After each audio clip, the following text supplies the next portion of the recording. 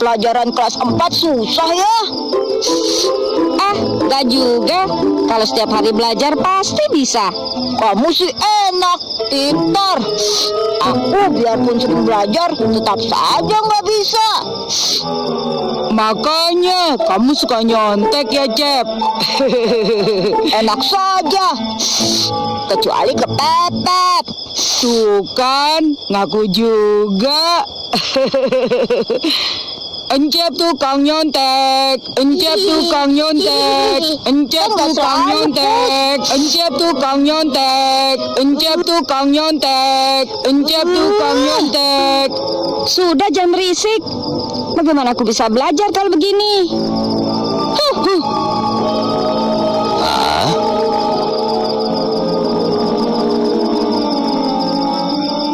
Ada apa ini ribut-ribut? Ini, Bah, Raffi sedang mengerjakan PR, tapi Enggus dan Cecep malah berisik. Sudah, jangan ribut terus. Kapan Abah Hamid ceritanya kalau terus begini? Nah, sudah tenang kan? Berarti Abah bisa mulai bercerita nih. Kalian sudah siap? Siap, Bah. Siap, Bah. Baiklah anak-anak, Abah Hamid akan bercerita. Pada zaman dahulu kala, hiduplah seorang pemuda yang bernama Abdul Qadir Jailani.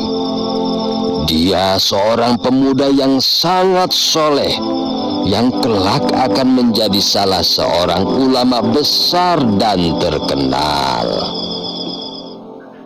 Ayah ibunya adalah orang tua yang taat dalam beribadah, dan Abdul Qadir Jailani dididik dengan suasana keimanan yang sangat baik. Mengaji dan menghafal Al-Quran sudah ditanamkan sejak kecil. Hingga suatu ketika di usianya yang ke-18 tahun, dia pun membulatkan tekad dan meminta izin kepada ibunya.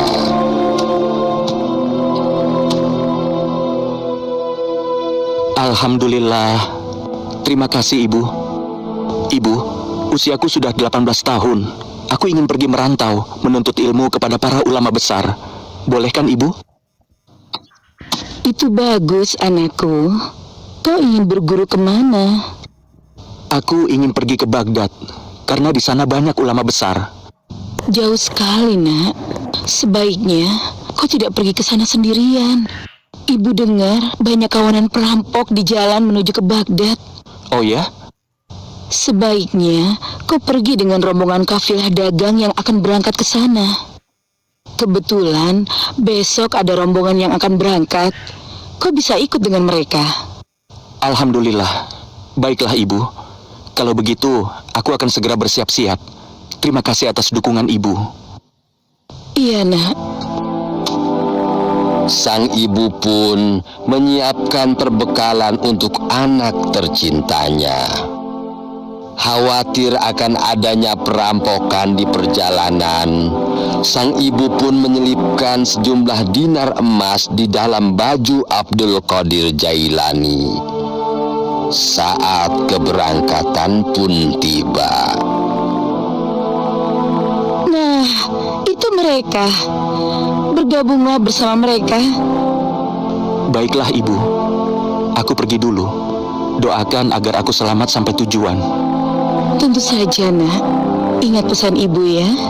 Jadilah anak yang jujur dan senantiasa bersabar. Ini anakku.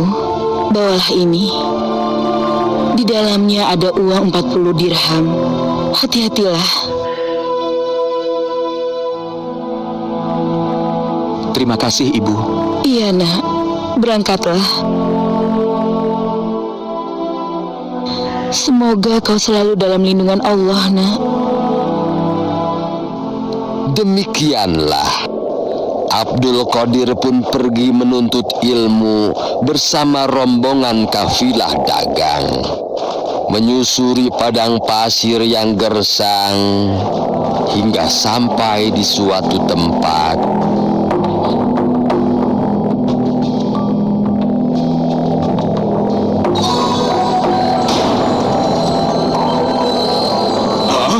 Perampok! Perampok!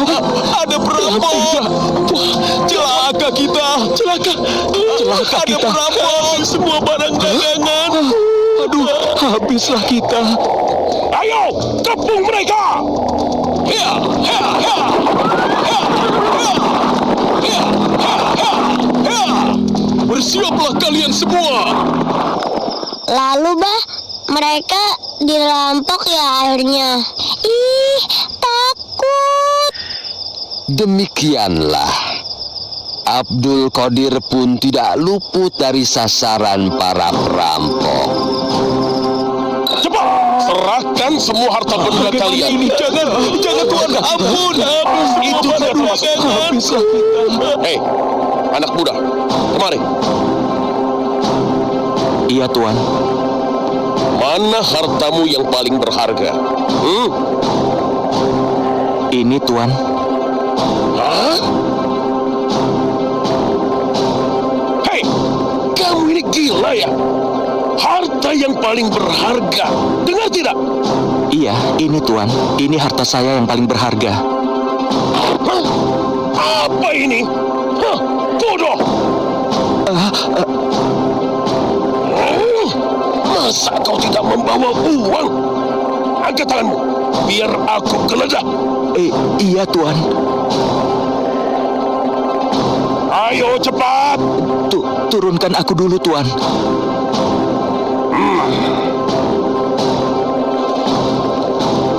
Benar-benar tidak memiliki apa-apa anak ini. Dasar kau tidak berguna. Pergi sana. Aduh.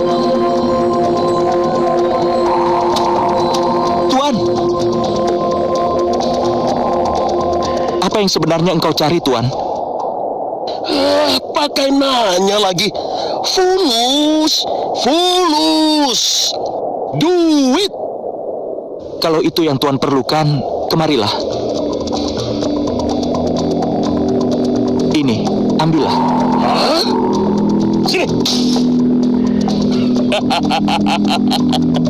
Anak pintar. Mengapa tidak dari tadi sih? Hah?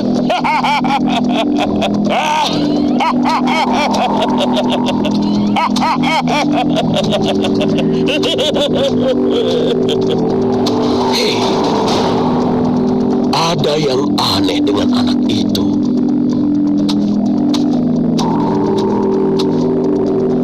Anak muda, siapa namamu? Saya Abdul Qadir Jailani, Tuan. Kenapa kau ingin pergi ke Baghdad? Saya ingin belajar, Tuan, karena di sana banyak sekali ulama-ulama besar.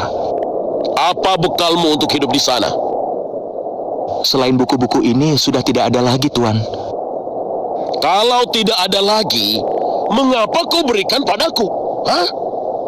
Karena Tuan mencarinya, dan aku berpikir pasti Tuan memerlukannya. Hah?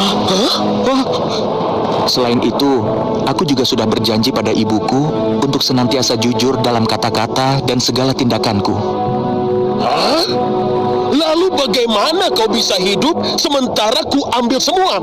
Sesungguhnya rizki itu di tangan Allah. Allah lah yang akan mengatur semuanya. Lalu bagaimana dengan harta yang aku dapat itu? Sesungguhnya, kita akan dimintai pertanggungjawaban dari harta yang kita peroleh.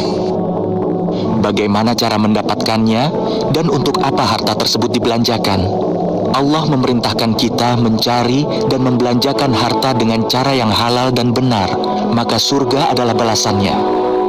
Sebaliknya, Allah melarang kita mencari dan membelanjakan harta dengan cara yang haram dan tercela, karena balasannya adalah siksa neraka. Hah? Apakah akan terus disiksa? Bila sepanjang hidup ia tak bertobat dan mati di dalam kejahatan, dia akan terus disiksa sampai lebur semua dosa-dosanya. Demikianlah yang Allah dan Rasul-Nya ajarkan. Oh, benarkah? Oh, kalau begitu, Aku berdosa, dan dosaku banyak sekali. Apakah aku bisa diampuni? Oh, Sesungguhnya Allah Maha Pengampun lagi Maha Penyayang. Ia akan menerima taubat siapa saja yang ingin bertaubat kepadanya. Subhanallah. Begitulah sifat terpuji dan kebaikan Abdul Qadir Jailani mampu meluluhkan hati kepala perampok yang kejam itu. Sejak saat itu, sang kepala perampok bertaubat dan menjadi murid Abdul Qadir Jailani. Emir jadi terharu. Jadi kita harus selalu jujur dan senantiasa beramal soleh ya, Bah?